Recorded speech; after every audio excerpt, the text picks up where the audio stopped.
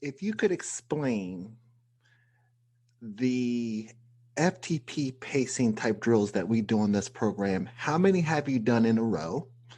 And what and what was the outcome of those tests in that block of training, if you could share? So, oh, this is going to ruffle some feathers,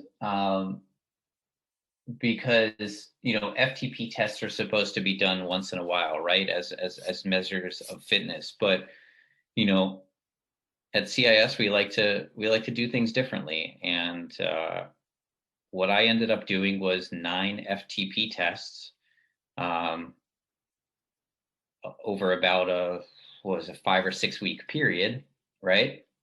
And I did them every Tuesday and Thursday.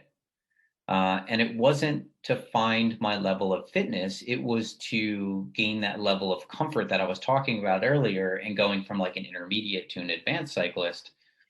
It was forcing me to work in a fatigued state, but still meet the goals that I wanted to meet. So I had to do things differently. Um, one of my one of my first go-tos was breaking the test down, right? So it's a 20-minute effort.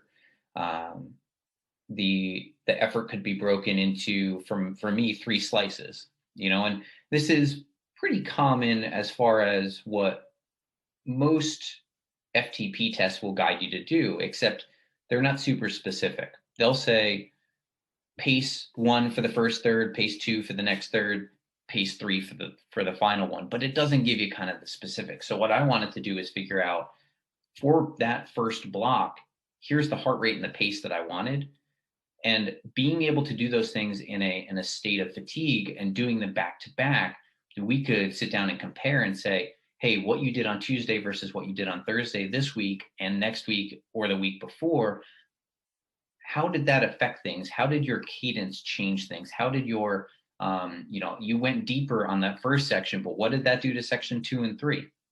So we were able to then measure accurately each individual area of that FTP test and start to optimize those things to paint that bigger picture. And once again, this isn't about getting the highest wattage number. This is about getting the highest level of accuracy for where my fitness is at a given point. And that's cadence, heart rate, and wattage.